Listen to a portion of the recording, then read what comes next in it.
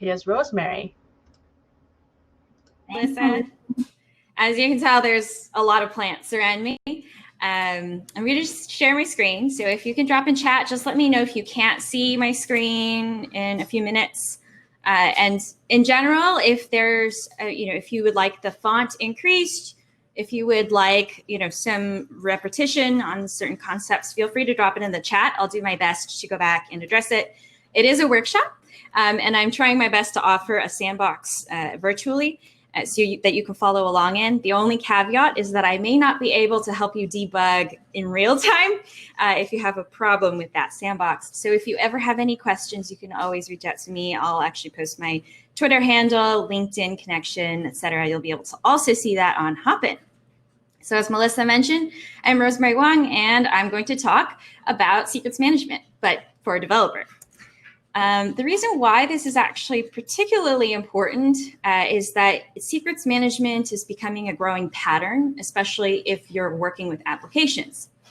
And to sort of address the question of how do I use secrets in my application when I have an external manager doing it all, it's a big question, and it's difficult. You have to think carefully about the patterns you're using in your application.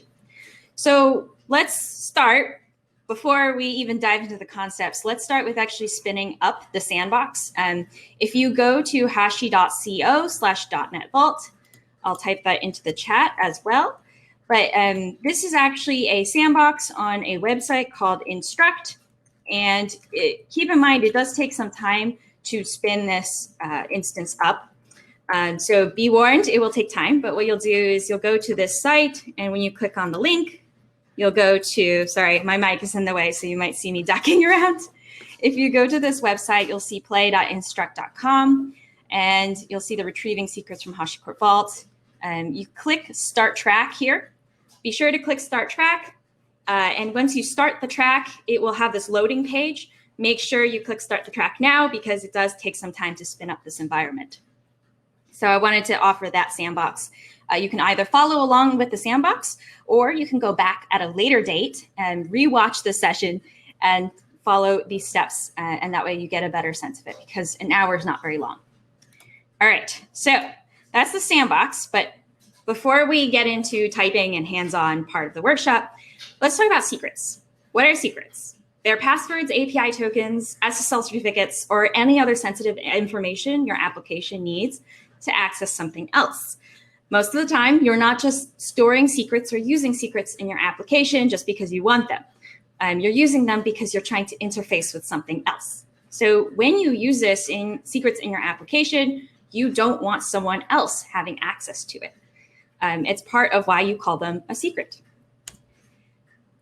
However, storing secrets is a non-trivial thing. When you have it in an application, you can do one of two things. You can either use it in memory, or you can store it on a file and read from that. The third method that's actually kind of a growing pattern is to use a secrets manager. A secrets manager stores and manages secrets. Some secrets managers that you might come across either in your organization or as you're playing around might be HashiCorp Vault, which is what we're talking about today. You might have managed secrets managers like AWS has them, Google has them. There's a number of cloud providers that will offer some way of storing and managing secrets. Today, we're going to use HashiCorp Vault. It's an open source project. I'm also developer advocate for HashiCorp. So part of my responsibility is to look at this open source project, which is in a security space, and understand the patterns that people are going to be using it for, and also make sure it's secure. If you would like these slides later, you can also go to my personal page, joatmon08.github.io. And you can also find me at various social media platforms. So always reach out to me if you have questions. All right.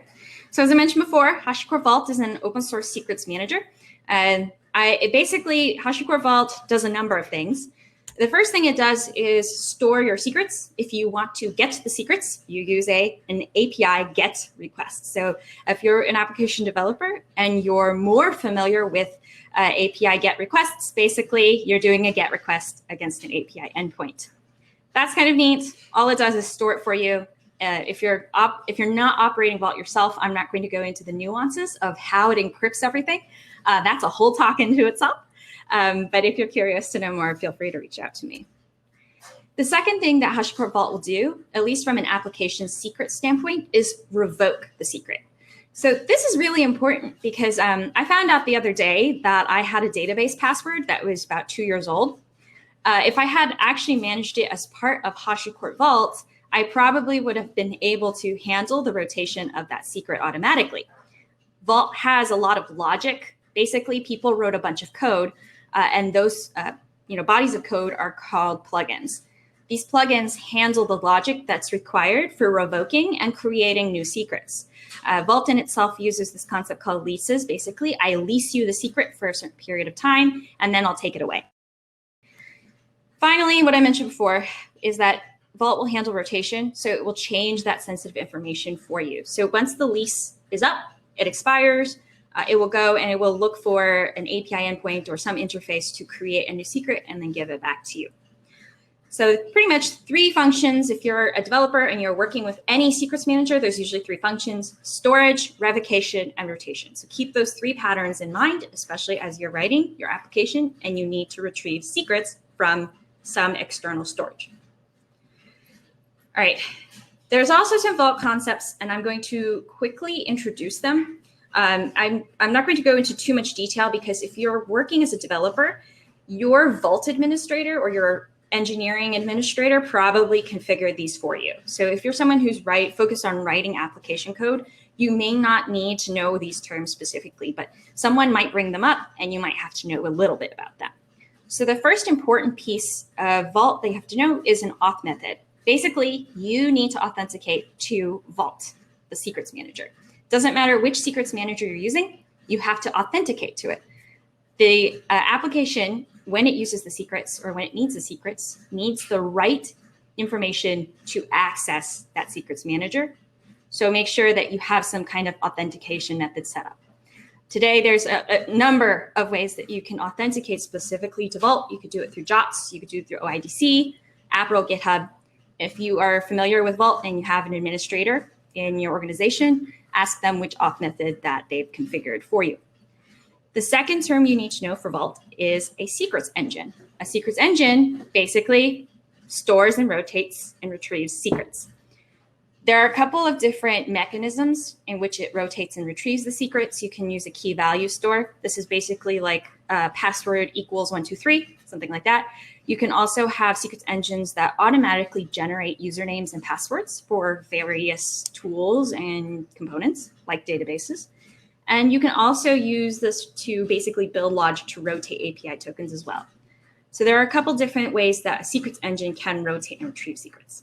So basically, 2 things to keep in mind. You have to authenticate to a secrets manager, and you have mechanisms to rotate secrets. Those are the 2 terms you'll need to know about HashiCorp Vault specifically.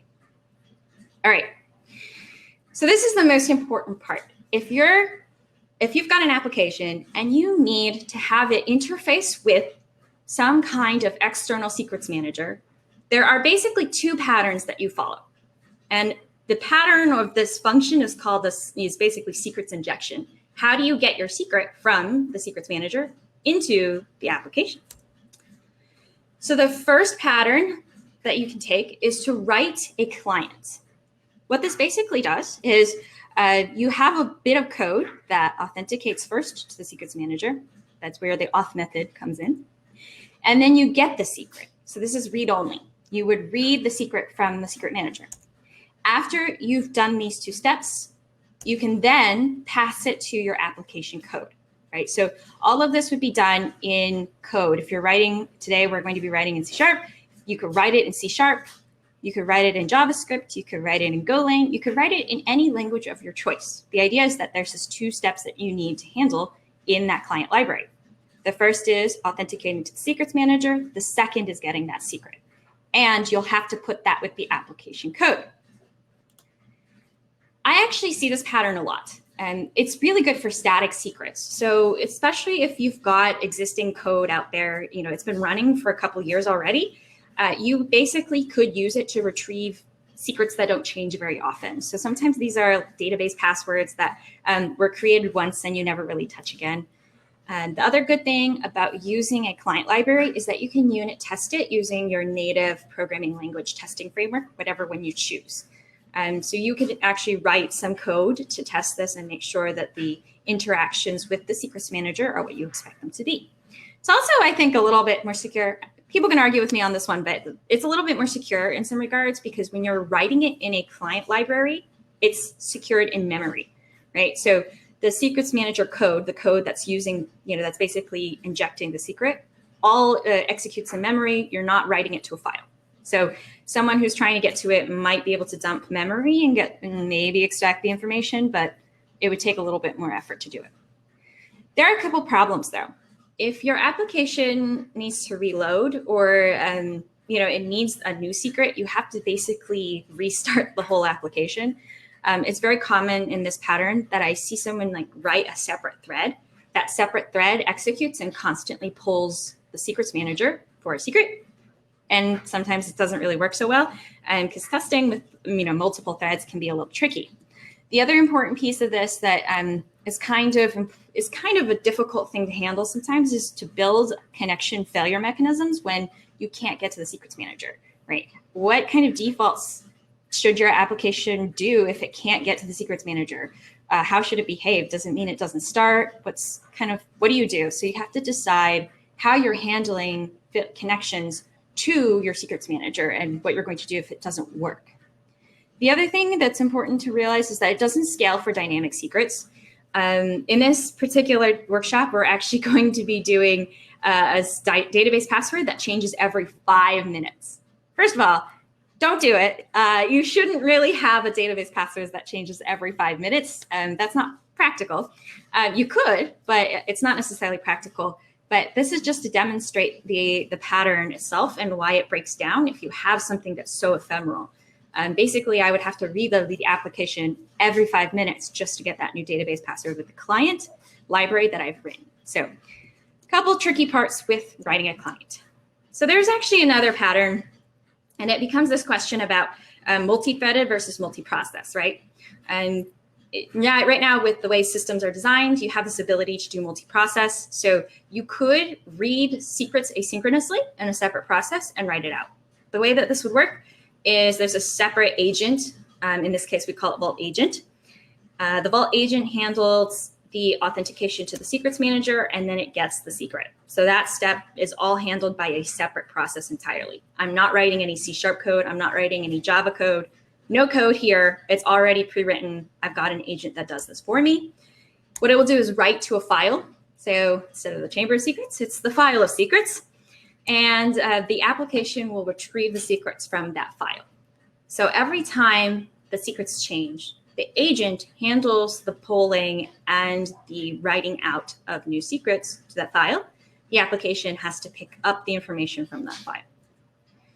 There are a couple benefits to this. There's a separation of concern, so you don't have to worry so much about who in the body of application code is handling the secrets reading, etc. You can also handle the changing of secrets. So anytime the secret changes, basically it's a new file change, and the application can just read from the file. There's no additional code necessary. This is actually really important. Someone asked me, could they do this for COBOL applications once? And I don't personally know any COBOL. Kudos to those who do, but I don't know any COBOL. And what's interesting was that we could use this mechanism, which is that separate process with Vault Agent, and write it to a file. And then the COBOL code could actually still pick it up from the file. So there really wasn't any additional code that needed refactoring. And on top of that, the file caches the secret. So if you can't connect to Vault or any secrets manager, you still have that file. The problem with this is that you require a separate process. You still have to reload the application if the file changes, right? So if the file happens to change, your application needs some code to be able to do it. The final thing that I guess, again, debate, but the secrets are in a file. It's not inherently less secure. I mean, you have to figure out what your security approach is for securing systems, but it is in a file. It's not in memory anymore, so be aware of that. Someone could potentially dump the file, extract the secret, But you could set your secret ephemeral enough so it changes, let's say, every day, and they wouldn't be able to do much with that secret. But there's a thought there, right? And it may or may not be less secure depending on how you've secured your system. All right, so I've done a lot of talking. Ooh. All right. The other question that I had as part of these patterns, and a common one that I get, is what happens if your application doesn't have reload capability? Some applications don't have the ability to just live reload. They have to actually be on a system, and I have to do a restart, a manual restart. So the one way you can do this is that there's actually two pieces. There's Vault Agent, which is what I mentioned before, which does the authentication, and then you also have something called Console Template. The combination of these two processes actually will do a live, not a live reload, but it will do a reload of the application. So not only will it write to the file of secrets, it will actually reload the application as well. Basically, you can set this template to run a separate process, and the application would behave as a child process. So that's actually a neat thing that's abstracted. It's pretty much in its own kind of binary. That's the great part about having a process, a multi-process approach. You can have some of this logic in the separate process if you can. If you do this with multiple threads, you might have some kind of shenanigans you have to figure out, whether it be reloading or re-executing context, etc. So there are a couple nuances to this. Alrighty, I did a lot of talking. But the tutorial I'm going to show today, or the workshop that I did today, I ended up writing it into an official tutorial. So if you want to go see the steps later, or you want to reproduce them yourself, you can go to the page here, learn.hashicorp.com. There's a lot of material on there, but this is very much focused on .NET as well as Vault Agent and these patterns that I've actually discussed today. So keep in mind, you do have a couple of prerequisites like .NET SDK 5.0, Docker, and Docker Compose. So there are some prerequisites. All right. I'll show this again on the screen very briefly, but this is, again, the sandbox. If you do want to follow along with me, you can follow along in this sandbox. Basically, it installs everything for you, including Docker Compose. It brings up an instance of Vault. What we're going to imagine is a scenario where a Vault administrator has organized all of this for you. You don't have to worry about it. Basically, they just told you need to authenticate to Vault, and then your application just needs to read a database password. I'll exit off of this, and let's go to the sandbox. So I've already spun up the sandbox. If you've created the sandbox and it's got that loading page, there's a green button, or there's a button at the bottom that says Start. It will be on the bottom right, so just click Start, and it will get you to this terminal here. But the important thing about this particular terminal is that you can follow along some of these commands. They're not complete, so I don't recommend you read them. Still a work in progress. But what I'm going to do is actually walk through some of these commands, and I'll explain them step by step. The first thing is that you actually have a self-contained sandbox of sorts. The first thing you have is a Vault instance right here. This is going to be your secrets manager. Someone's already configured it for you. You could be an operator, administrator, etc.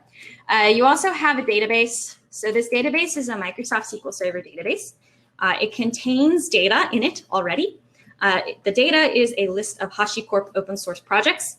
And so if you actually look in the database, you will get a list of open source projects back.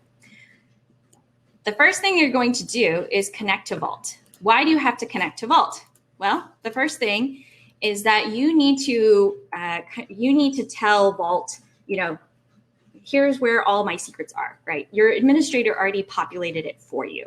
So remember, there's two steps to secrets injection. The first is authenticating to Vault. The second is getting the secret. So we're going to mimic that workflow manually. So the first thing is you're going to tell it where to go, Vault address. In this case, you can't access it, sorry, but it's localhost 8200. I'm also going to get a token.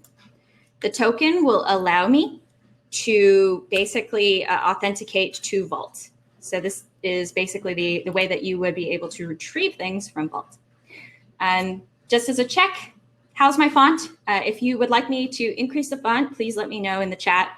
I'm looking at it, so let me know if there's anything in particular you want me to increase or re-execute.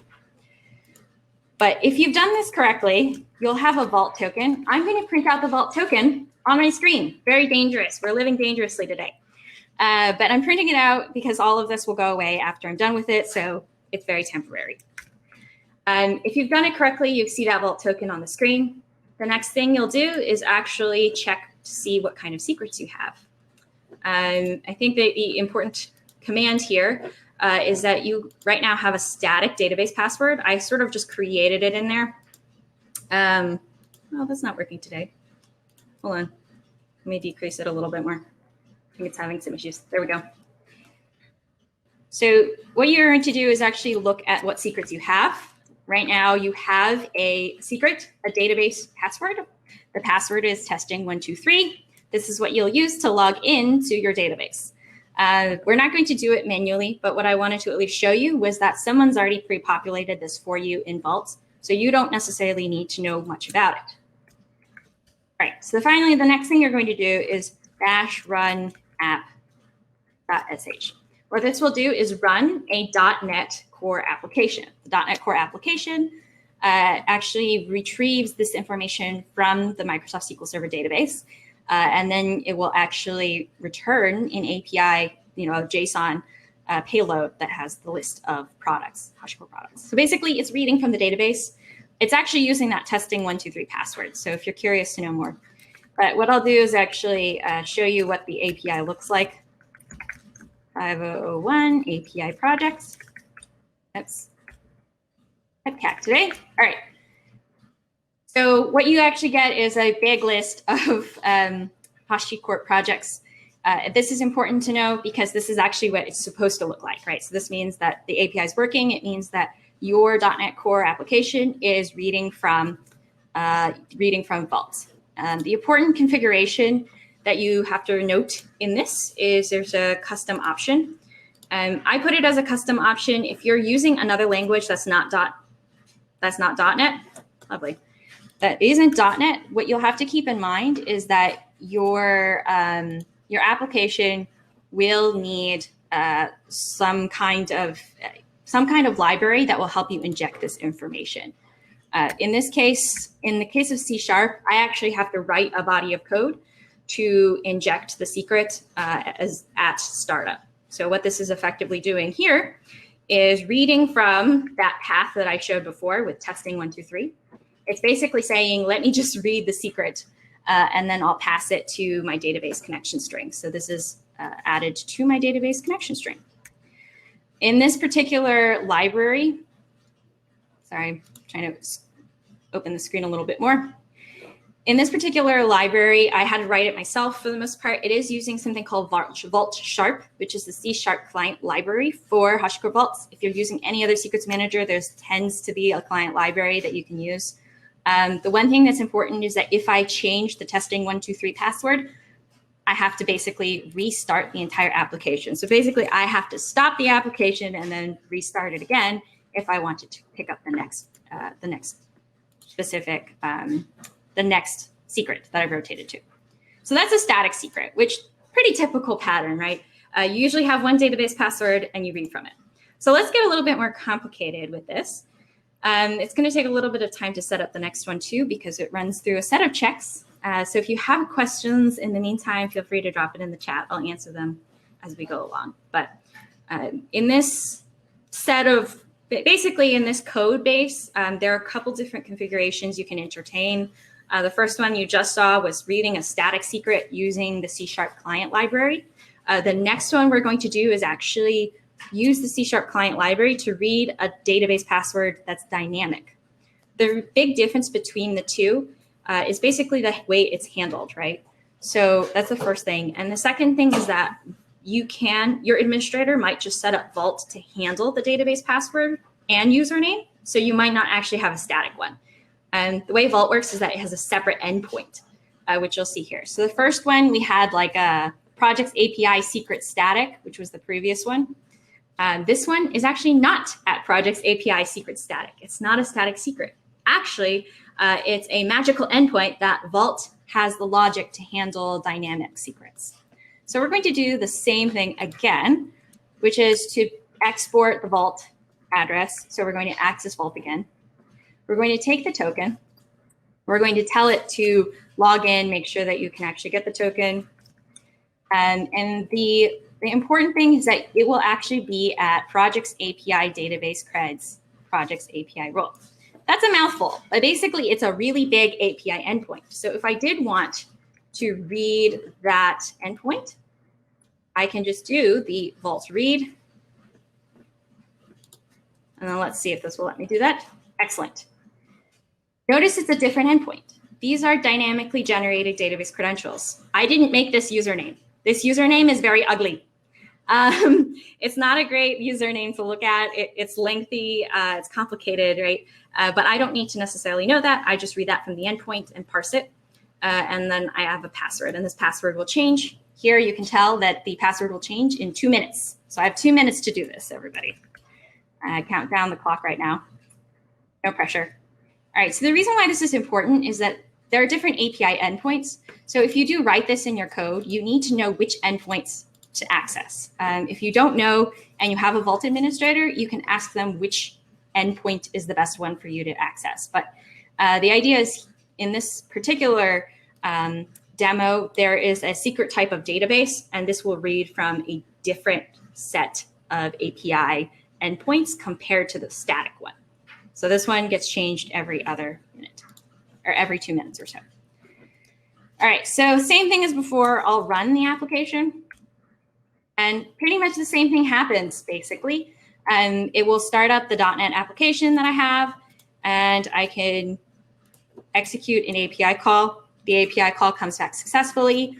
It means that I've got that application, accessing it properly. It means that everything is good to go. I can continue doing everything I want to. I can also use, this is a kind of a helper script that I have, but what it basically does is call Vault and list the passwords that I have. You can tell I only have one password available right now. Remember, I said that this password only lasts for 2 minutes and then it's gone. That's a bit of a problem, right? Because if Vault changes the password, I have to reload the application again. I don't actually have any code right now in this application that allows me to handle that, right? So if you read through this code, specifically under project API, vault configuration.cs, I'm not calling vault configuration again to reload a new set of credentials. Let's see if I time it correctly, but it may not work because it expires in 2 minutes. And so if someone has, I should have put a timer up to basically time myself for 2 minutes. But basically after 2 minutes, what you'll get is a SQL exception. It will say that the username no longer exists. And that's because Vault took it away. The lifetime of it is so limited that after it's expired, your application will no longer function correctly anymore. So that's why I mentioned before, this pattern is kind of brittle in some regards. You have to figure out how you write code, your application code, to handle the revocation and the rotation of secrets constantly. So it's a little bit tricky, but you can do it. Most of the time I see other people kind of separate it into a separate thread. So we'll give it another minute or two and we'll see if it will rotate. Unfortunately, I don't remember the command to check releases right off the top of my head anymore. So again, if you have questions, feel free to drop them in the chat. I'll try my best to answer them as we go along. Oh, here we go. So I actually listed the passwords and it told me that there's no value anymore. This basically means that Vault took away the database username and password. So if I actually try to make an API call and I continue to do it, there's like a sort of an intermittent time that it will allow me to continue to make that call. But Vault itself basically will tell the database, you no longer can use this token. It's not there anymore. You have to figure out what to do with it. So unfortunately, this doesn't really work at scale. So that's the multi-threaded, keep clicking it. That's the multi-threaded process that you have to keep in mind, a multi-threaded circumstance that you have to keep in mind. Sometimes you have to account for these problems. Okay, live demo doesn't always work. So we'll go to the next piece. So these two examples were showing using the client library specifically. I had to add some additional startup code like configuration to make sure that in C# I could read from Vault and inject the secret. If you're familiar with .NET, basically I looked at the connection string and I just basically overrode the username and password for the connection string, or defined it with Vault instead of using the app settings.json. So basically there was no app settings.json. It was just reading it in from Vault. So this is the next thing. And so that was the first pattern, showing C# library, using a client library. This is the second kind of pattern that I mentioned before, which is using a separate process. This is kind of the one that I see that a number of people end up using with Vault specifically. So it might be better if you start with this pattern, although if you're only reading a static secret or a secret that doesn't change often, you could do the client library approach. All right, so a little bit of a different setup. We're actually going to not go through the Vault authentication again. You've already kind of gotten a chance to at least go through that process initially. But what I'm going to show you is first what is running. Once again, there are two things running. There's Vault and there's the database. So again, we've got Vault, the database. Both of them are running the same way. Nothing changed there. What we're going to do instead of putting application code, so remember there was like the Vault configuration.cs. Instead of putting configuration code, what we'll do instead is actually look at Vault Agent. So Vault Agent runs as a separate process. What Vault Agent will do is if you go to Project API and you go to the Vault Agent folder, what it does is basically template the, we're going to try to increase this. Okay. What it does is actually template the information to app settings.json. So if you're familiar with .NET, basically you can tell Vault Agent to template to any kind of file you want. If you're in Java, you could do application properties. So any of them you can template it out. But what this will do is actually write it to a specific file. So in this case, it's going to write it to app settings.json. And the app settings.json in .NET pretty much has a connection string, database. It will actually template the username and the password for me. So I don't have to do any of this. As long as I write the Vault Agent to execute and write the username and the password from the right place, in this case, remember we used it from the dynamic database endpoint, database creds projects API role. This will actually render a JSON for me that my application will pick up. My application doesn't have to read from Vault at all. All it has to do is behave as it normally does, which is read it from application settings.json. The other important thing to realize as part of this sequence is that you do have to tell if your application has the ability to live reload. For example, here I can reload on change. So if app settings.json changes, I can reload my application automatically thanks to ASP.NET Core. That's a really nice setting to have. Not everybody has this, so we'll show a pattern of that later. But basically, not everybody has this pattern. But if you can live reload, it makes it really easy because anytime app settings.json changes, it will re-instantiate all of the configuration information in the application again. That's kind of nice. And the only other thing that I had to change as part of this, and I'll show it to you because I think it's important to understand, when you do this at least in .NET Core, you have to tell it to basically reinitialize the database connection string, right? Because remember, Vault is changing that connection string every 2 minutes. So if Vault is changing that connection string every 2 minutes, you need to tell the application to read in and update the database context every time it changes. So that's why I overrode the onConfiguring method in here. So that's a quick note. But what we're actually going to do is deploy the agent. Remember, this is separate. It's not going to be the same process. So it is its own separate process. That's why you see this, new Docker Compose information there. You can run it as a separate process. You don't have to have Docker. I use it because it's a little bit easier to isolate the two. But basically what you will get is this .NET Vault agent.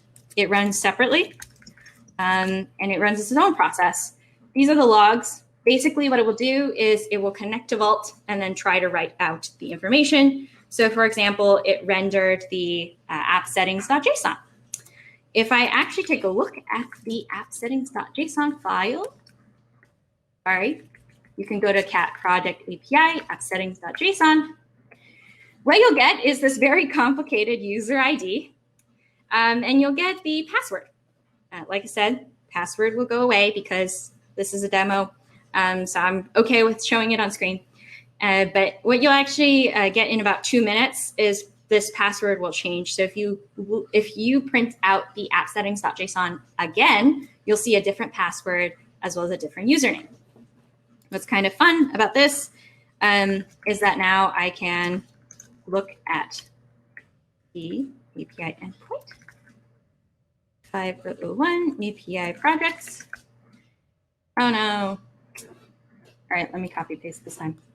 What did I do? Someone can help me debug always. That's always good. Oh wait, I didn't run the app. Epcac. Okay. All right, so basically I'll run the app and then I'll try to issue the API call again. But if I run the API call, it will retrieve that list of projects for me. So kind of nice to see that, be able to actually retrieve that information. However, let's see, we could wait about another minute or two. I'm pretty decent on time, but we'll wait another minute or two and we'll see if maybe this will stop working, right? Because the password is gone now, right? So we can actually take a look at how many passwords there are. There's one password. Watch cache list passwords. Let's see. So we'll just run this every couple seconds and we'll see if it changes. What Vault will do actually when it does a rotation, if you're using a secrets manager like Vault specifically, it will issue a new one, have a little bit of time where both tokens exist or both passwords exist, and then it will delete the old one and keep the new one. So it does like a little bit of a blue-green in terms of secrets. So as you do this in your application or as you handle this in your application, what you'll expect to get is sort of like a new secret for a small period of time, and then Vault will delete the old one. So that way you're not experiencing any disruption. But again, what is different about this approach is that it's a separate process. You have to know Vault agent. You do have to learn a little bit about the templating language. For example, the app settings here. This whole with secret projects API database credentials situation is unique to this templating language. If you are using any kind of secrets manager, whether that be AWS or Google, they may have a separate piece of functionality for you to create these templates. So keep that in mind. That's not consistent. This is very much unique to Vault Agent, but this is a separate process. It's basically a lot of Golang code that was written to basically template this out and handle reloads, etc.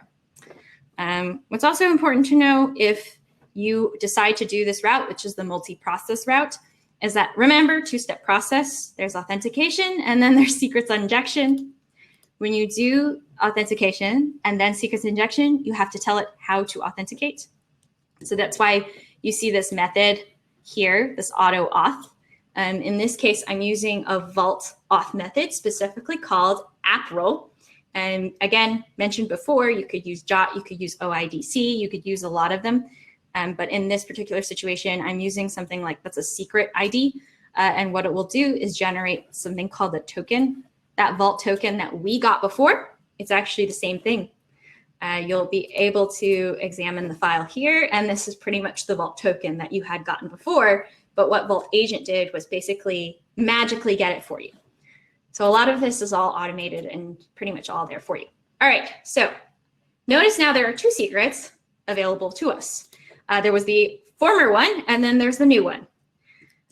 We can actually now try to see if this will work.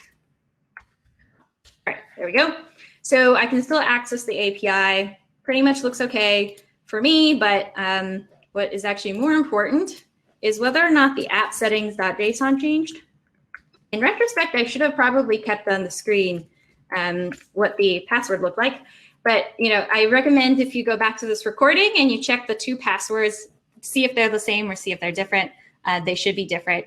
So this is BT and then 28. So that's the username.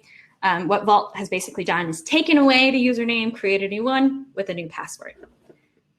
And all of that is pretty much done through Vault. And there's no additional code. As you recall, no additional code required. So actually 6.7. Oh, somehow it saved it in this view here. Somehow the CSS on this is kind of funny, but 3.6.7 was the former one. The new one is now 6.2.8. So basically it changed it for me. Didn't have to worry about it. I'll stop this. And now we'll go to the next one. And this is the last pattern I'll show. So there's two patterns and then there's two sub patterns that I'm showing here. This one specifically addressed the, let me just clean this up. Oh, now it's just going to shoot forward. Never mind.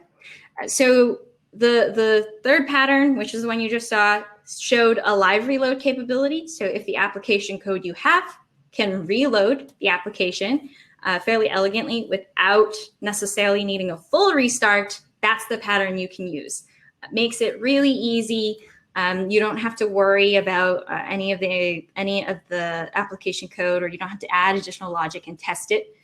Basically, what you can also do, and the benefit of that, is to separate those concerns of secrets, the obtaining and the secrets injection piece from the application and all of your business domain logic.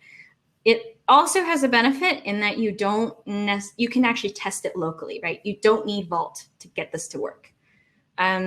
If you want to maybe test this locally before you push it to production, Vault just writes out the file. So all you have to do from a testing standpoint is make sure that you read from the right file from the application standpoint. So it basically means you don't have to know Vault at all. It's nice to know Vault if just because then you can retrieve the correct database passwords, etc. But in theory, from a testing standpoint, you don't have to have Vault in any of your testing. You can just do the app settings.json or whatever local file you have and test against that. So important thing to note. All right. Finally, this is the last one. As I mentioned before, there was a COBOL application that someone came to me and said, I can't change this code, but I need to be able to retrieve secrets from Vault. This is the pattern that you can entertain. It's a similar approach where you want to use the Vault agent. So you do have to start it up. I'm going to start it up, and that way you can actually examine the set of processes that are running. So let's say you had an application that could not do this, right? You would want to actually have that process there. So I'll create it. So the processes that you'll see Vault when you run this demo. You'll also see the database, and you'll also see the Vault agent. So there's, again, Vault agent handles authentication, everything there. Docker logs, I'll just at least print out some of the information. What this has done is authenticate for you. It doesn't do the templating, it just authenticates. So remember, two pieces: authenticate, get secrets. This just does the authentication piece. There's another process you have to actually create. And the other process is called console template. The reason why this is two separate processes is because Vault agent handles the authentication, but doesn't do this fancy thing that console template does. Basically, Vault agent is using the console template library, but it doesn't implement everything. So you have to have a separate implementation of console template, or basically you have to run another binary so that you can do this special command, which is the exec command here. This exec command basically runs any command you want as a child process. So if you've got a .NET application, I'm running .NET run. It runs it as a child process. When I send a SIG term to .NET run, basically the child process basically just is destroyed by console template, and console template creates a new one. This is really important as a process because not every application will have the same signal. At one point in this particular tutorial, I was trying to use SIGINT, didn't work. SIGTERM did work though. So keep in mind when you do this approach, you have to understand how your application handles destruction and then a reload. Sometimes there's different kinds of signals that you want to send. If you've got an application that's already running, you don't want to add code to retrieve the secrets. You might have to add some code to handle some of these signals. So just as a note. But as it's running, this is actually printing out the live logs of the console template. So it's actually created the child process for .NET, the .NET application.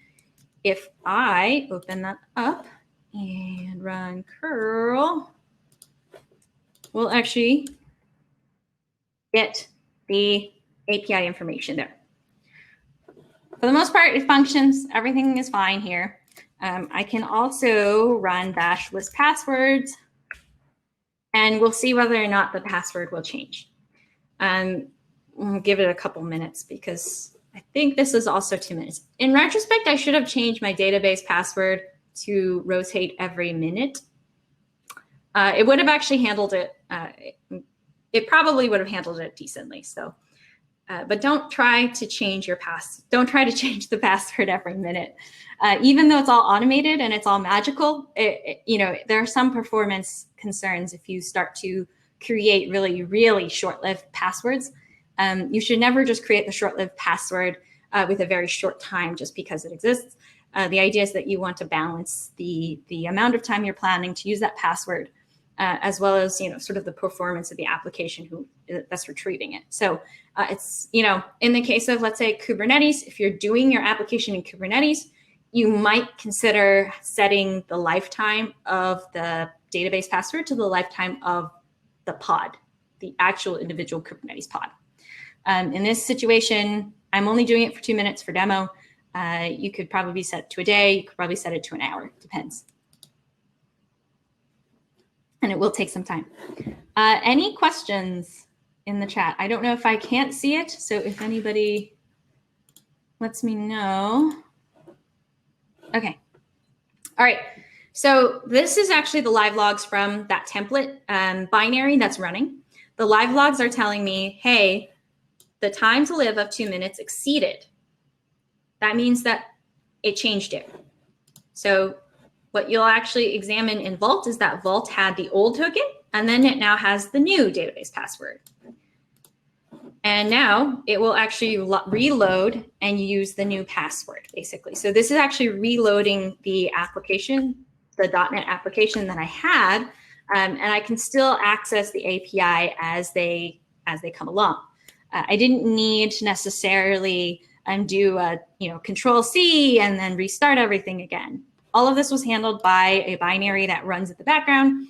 In this particular use case, you have like 4 different processes running, and that would be Vault, Vault is separate, but Vault runs separately. Then you have Vault Agent, Console Template, and then the application.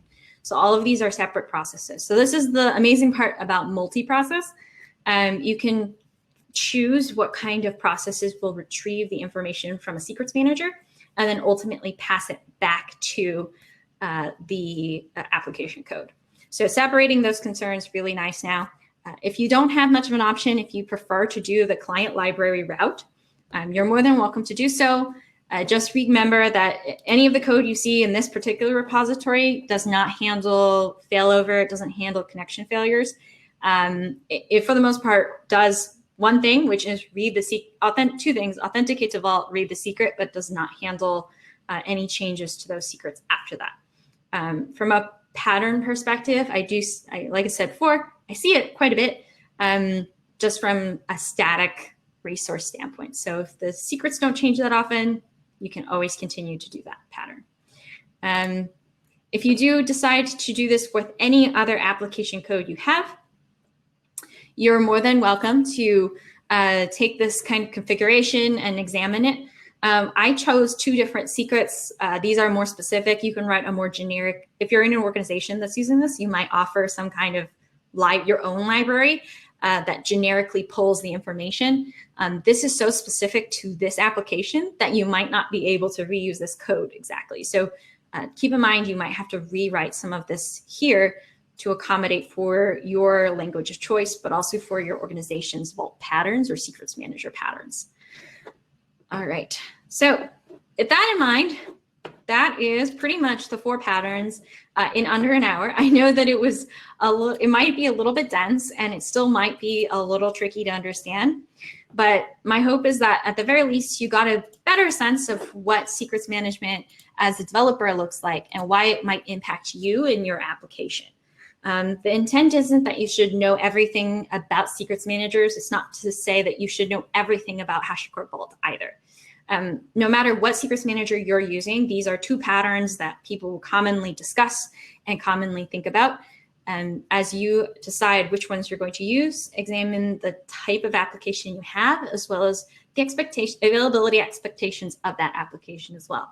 If it's a user-facing application, you might have different kinds of patterns in terms of how long that secret lives versus when your application reloads, versus, like an API service that's making calls and it's getting that information, at least on demand from a database. If you would like more information, there are 2 of the official tutorials. The first 2 patterns that I showed are part of this .NET HTTP client tutorial.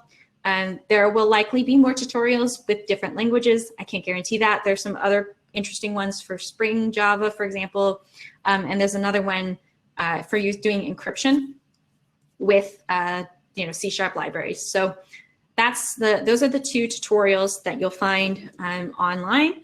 You'll be able to reproduce them as long as you have Docker Compose and Docker. The sandbox environment that I have now, I'll keep up for the next 30 days. Unfortunately, that's the limit of which I could keep it up. But I'll keep it up for 30 days. And that way, if you didn't really understand the patterns or you wanted to go in greater detail, you can go into there. If you are curious to learn more about Vault and the secrets engines that were specific to this particular demo and these examples, we used 2 of them. The first was the key value store. The second was the database. And we also have sort of the Vault guides. You can ignore the PR because it got merged. But any of the code that you saw today, you can take a look at the Vault guide, HashiCorp/Vault guides repository that has a lot of code and examples in there. But you'll be able to find this .NET secrets one. It's just because this is going to be one that's more specific to an application that needs to retrieve the secrets. All right. And with that, I wanted to say thank you to everyone for joining. I know it was a little quiet in the chat today, and that's all right. It's a Friday, but anytime anyone has questions, feel free to reach